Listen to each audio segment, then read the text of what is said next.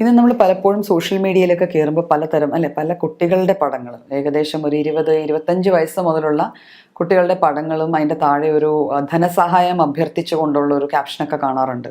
വൃക്ക മാറ്റൽ സർജറിക്ക് വേണ്ടി പണം സമാഹരിക്കുന്ന ഒരു കൂട്ടം കുറേ അധികം ക്ലബ്ബുകളും ഒക്കെ ചെയ്യുന്നത് കാണുന്നുണ്ട്. അപ്പം അതിൽ നമുക്ക് മനസ്സിലാവുന്ന ഒരു കാര്യം എന്ന് വെച്ചാൽ ഇന്ന് നമ്മുടെ സമൂഹത്തിൽ വളരെയേറെ കാണപ്പെടുന്ന ഒരു സംഭവമായി മാറിയിരിക്കുവാണ് വൃക്കരോഗങ്ങൾ. അതായത് ഒരു കിഡ്നി ട്രാൻസ്പ്ലാന്റിൻ്റെ അതിര് വരെ എത്തുന്നു കിഡ്നി ഡിസീസസിൻ്റെ ഒരു പോക്ക്.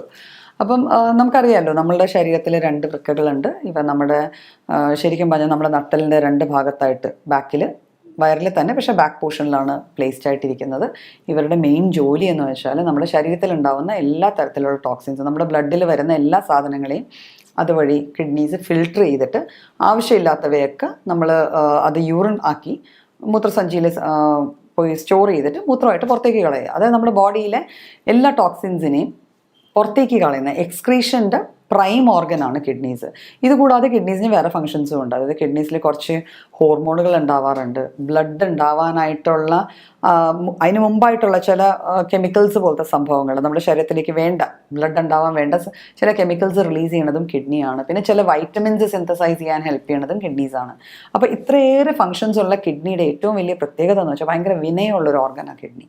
അതായത് ഇത്രയൊക്കെ ജോലികൾ ചെയ്യുന്നുണ്ടെങ്കിലും അതിന് എത്ര ദോഷമോ അല്ലെങ്കിൽ എത്ര നാശം വന്നു കഴിഞ്ഞാലും അത് മിണ്ടാതിരിക്കും. അതുകൊണ്ടാണല്ലോ ഒരു വൃക്ക ഇല്ലാണ്ടായാൽ പോലും ഒരു വ്യക്തിക്ക് ജീവിക്കാൻ പറ്റുന്നത്. അപ്പം നിയർലി 50% ലോസ് ആയാൽ പോലും ബാക്കിയുള്ള വൃക്ക നമ്മുടെ ബോഡിയുടെ കാര്യങ്ങൾ മര്യാദക്ക് ചെയ്തു കൊടുക്കും. ഇത് തന്നെയാണ് ശരിക്കും അതിൻ്റെ വിനയമൊക്കെ ഓക്കെ, പക്ഷേ ഇത് തന്നെയാണ് ഒരു വലിയ കാരണം കിഡ്നി രോഗങ്ങൾ നമ്മുടെ സമൂഹത്തിൽ കൂടുതൽ കാണാൻ കാര്യം. എന്നുവെച്ചാൽ കിഡ്നി രോഗം വന്നു എന്നുള്ളത് നമ്മൾ റിയലൈസ് ചെയ്ത് വരുമ്പോഴത്തേക്ക് അത്യാവശ്യം കുറേയേറെ ഡാമേജ് ഉണ്ടായി കാണും. കിഡ്നി കുറേയേറെ വഷളായി കാണും. ആ അവസ്ഥ വളരെയേറെ വഷളായി കാണും. അപ്പം എന്തൊക്കെയാണ് ഇതിൻ്റെ ആദ്യ ലക്ഷണങ്ങളെന്ന് നമുക്ക് നോക്കാം.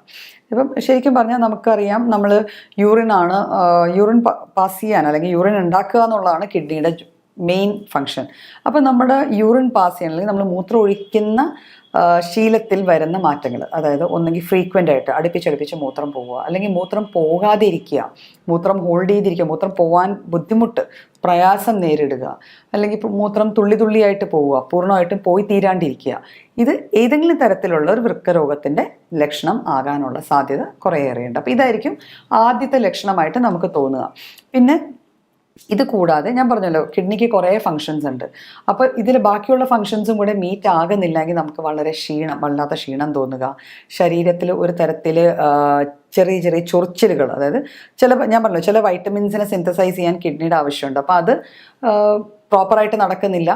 പിന്നെ നമ്മുടെ ബോഡിയിലെ ടോക്സിൻസ് ബോഡിയിൽ നിന്ന് പ്രോപ്പറായിട്ട് പോകുന്നില്ല, എക്സ്ക്രീഷൻ പ്രോപ്പറായിട്ട് നടക്കുന്നില്ല, ഈ ഒരു ശുദ്ധീകരണം പ്രോപ്പറായിട്ട് നടക്കാണ്ടാവുമ്പോഴത്തേക്കും ശരീരത്തിൽ പലയിടങ്ങളിലും ചെറിയ ചെറിയ ചൊറിച്ചിലുകൾ വരാം. അതുകൂടാതെ പിന്നെ ഒരു പ്രൈമായിട്ട് നമ്മൾ കാണുന്നതാണ് കൈക്കും കാൽപ്പത്തിക്കും കൈക്കും മുഖത്തും ഒക്കെ നീര് കാണുക. പഫിനെസ് എന്ന് പറയും. കൺപോളയ്ക്കൽ രാവിലെ എഴുന്നേറ്റ് വരുമ്പോൾ മുഖത്ത് നീരുണ്ട്, കൺപോളകൾക്ക് നീരുണ്ട്, കാലുകൾക്ക് നീരുണ്ട്, കൈക്ക് നീരുണ്ട്. അപ്പം ഇതും കിഡ്നി രോഗത്തിൻ്റെ, വൃക്കകൾക്ക് ഉണ്ടാകാവുന്ന ഒരു രോഗത്തിൻ്റെ ആദ്യ ലക്ഷണങ്ങളിൽ കൂടെ. അപ്പോൾ പലപ്പോഴും നമ്മൾ ഓർക്കുന്ന ഇന്നലെ രാത്രി ലേറ്റായിട്ട് കിടന്നതാണ് അല്ലെങ്കിൽ ഇന്നത് സംഭവിച്ചതാണ്. പക്ഷേ ഇത് നിത്യം ഇങ്ങനെ കാണുവാണെങ്കിൽ സ്വാഭാവികമായിട്ട് അത് മെയിനായിട്ട് കൺസിഡർ ചെയ്യേണ്ട ഒരു സിംറ്റം തന്നെയാണ്. ഇത് കൂടാതെ ചിലർക്ക് നടുവിനൊരു വേദന വരും. കിഡ്നി പ്ലേസ് ചെയ്തിരിക്കുന്ന സ്ഥലം അതാണല്ലോ. അപ്പോൾ അവിടെ എന്തെങ്കിലും ഒരു ചെറിയ തടിപ്പോ മുഴപ്പോ അല്ലെങ്കിൽ എന്തെങ്കിലും ഒരു ഒബ്സ്ട്രക്ഷൻ കിഡ്നിയിൽ, ഇപ്പം നമുക്കറിയാം വൃക്കയിലെ കല്ലുകളൊക്കെ ഉണ്ട്, കിഡ്നി സ്റ്റോൺസ് ഒക്കെ ഉണ്ട്. അപ്പോൾ അങ്ങനെ എന്തെങ്കിലും വന്നിട്ട് അവിടെ ഒരു ഒബ്സ്ട്രക്ഷൻ ഉണ്ടാവുകയാണെങ്കിൽ നമുക്ക് നട്ടലിലും നടുവിലും ലോ ബാക്കിലും ഒരു പെയിൻ ഫീൽ ചെയ്യാം. പിന്നെ ദഹനേന്ദ്രിയങ്ങളിൽ അതിൻ്റെ ഭാഗമായിട്ട് ദഹിക്കാതിരിക്കുക, ഭക്ഷണം പ്രോപ്പറായിട്ട് ദഹിക്കാതിരിക്കുമ്പോൾ നമുക്ക് ഭക്ഷണം കഴിക്കാൻ തോന്നാണ്ട് വരിക, ശരിക്കും നന്നായിട്ട് ഫുഡ് കഴിക്കണമെന്ന് തോന്നില്ല, വെള്ളം കുടിക്കണമെന്ന് തോന്നുന്നില്ല, വല്ലാത്ത ക്ഷീണം. അപ്പോൾ ഈ ലക്ഷണങ്ങളൊക്കെ കാണുകയാണെങ്കിൽ നമുക്ക് വേണമെങ്കിൽ അതൊരു വൃക്കരോഗത്തിലേക്കുള്ള ആദ്യ ഇൻഡിക്കേഷനാണ്. നമ്മുടെ ശരീരം നമുക്ക് ഏത് രോഗം വന്നാലും ആദ്യമേ നമുക്ക് സൂചനകൾ തരും. ഇപ്പം നമ്മൾ റോഡിൽ ട്രാവൽ ചെയ്യുമ്പോൾ ഒരു യെല്ലോ ലൈറ്റ് ബ്ലിങ്ക് ചെയ്യൂലേ, അപ്പുറത്തൊരു ജംഗ്ഷനാണ് സൂക്ഷിക്കുക എന്ന് പറഞ്ഞാൽ, അതുപോലെ തന്നെയാണ് നമ്മുടെ ശരീരം തരുന്ന ചില ലക്ഷണങ്ങൾ. അപ്പം ഈ ലക്ഷണങ്ങൾ നമ്മളിൽ സ്ഥിരമായി കാണുകയാണ്, പ്രത്യേക ഒരു കാരണമില്ലാതെ കാണുകയാണെങ്കിൽ അത് ഒരു കിഡ്നി രോഗത്തിൻ്റെ തുടക്കമാകാം. അപ്പോൾ അങ്ങനെ ഉണ്ടെങ്കിൽ നമ്മൾ എന്താ ചെയ്യേണ്ടത്? നമ്മളൊരു ഡോക്ടറെ കാണണം. ഡോക്ടറെ കണ്ടു കഴിയുമ്പോൾ ഡോക്ടർ നമുക്ക് കുറച്ച് റീനൽ ഫങ്ഷൻ ടെസ്റ്റ് അല്ലെങ്കിൽ നമ്മുടെ കിഡ്നിയുടെ ക്രിയാറ്റിനിൻ ലെവൽസ് നോക്കുക.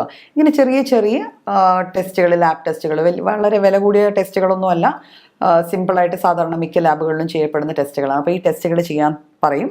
അപ്പം ലാബിൽ പോയി ടെസ്റ്റ് ചെയ്യണമല്ലോ, വേണ്ട, ലക്ഷണം മാറി, അസുഖമൊന്നും ഇല്ല എന്നും പറഞ്ഞ് മാറുകയല്ല ചെയ്യേണ്ടത്. നമ്മൾ ആ ടെസ്റ്റ് ചെയ്ത് കഴിഞ്ഞാൽ നമുക്ക് കൃത്യമായിട്ട് ഇങ്ങനെ ഒരു അസുഖം ഉണ്ടോ ഇല്ലയോ എന്നറിയും. പിന്നെ മൂത്രം പതഞ്ഞ് വരും ചിലപ്പോൾ. പലപ്പോഴും ആൾക്കാർ പറയാറുണ്ട് മൂത്രം ഒഴിക്കുമ്പം ഫ്ലഷ് ചെയ്യണതിന് മുമ്പ് പതഞ്ഞിരിക്കും ക്ലോസ്ലെറ്റിൽ. അതും ഒരു കിഡ്നി രോഗത്തിൻ്റെ ലക്ഷണം തന്നെയാണ്. അതായത് കിഡ്നി ഫിൽട്ടർ ചെയ്യുമ്പോൾ ബോഡിയിൽ നിന്ന് പ്രോട്ടീൻസ് അല്ലെങ്കിൽ ആൽബുമിൻ പോകാൻ പാടില്ല. പക്ഷെ കിഡ്നിക്ക് ഒരു രോഗം വന്നാൽ കിഡ്നിക്ക് ഫിൽട്ടർ ചെയ്യാൻ പറ്റുന്നില്ല, ആൽബുമിൻ പാസ് ചെയ്ത് പോകും. അപ്പം അതും ഒരു ലക്ഷണമായിട്ട് തന്നെ കണക്കാക്കാം. അപ്പം ഇത്തരത്തിലുള്ള കാര്യങ്ങളും ഇൻവെസ്റ്റിഗേഷൻസ് ചെയ്ത് കഴിഞ്ഞാൽ നമുക്ക് കിഡ്നി രോഗം ഉണ്ടോ ഇല്ലയോ എന്നറിയാം. കിഡ്നി രോഗം വരാൻ സാധ്യത കൂടുതലുള്ള ഡയബറ്റിക് പേഷ്യൻസിനാണ്. അപ്പോൾ ഡയബറ്റീസ് കുറേ നാളായിട്ട് ഡയബറ്റീസ് ആയിട്ടുള്ള ഒരാൾക്ക് ഇതിനുള്ള സാധ്യതകൾ കൂടുതലാണ്. അപ്പോൾ ഡയബറ്റീസും കൂടെ ഉണ്ടെങ്കിൽ സ്വാഭാവികമായിട്ട് ഈ ടെസ്റ്റുകൾ ചെയ്യുകയും അത് ഒരു ഡോക്ടറെ കൺസൾട്ട് ചെയ്യുകയും ചെയ്യേണ്ടതാണ്. ഇത് കൂടാതെ തന്നെ നമുക്കിങ്ങനത്തെ സിംറ്റംസ്, ഈ പറയുന്ന ലക്ഷണങ്ങൾ കാണുകയാണെങ്കിൽ നമ്മൾ ഇതിന് തക്കതായ രീതിയിൽ ഒരു ഡോക്ടറെ സമീപിച്ച് ചികിത്സ തേടേണ്ടതാണ്.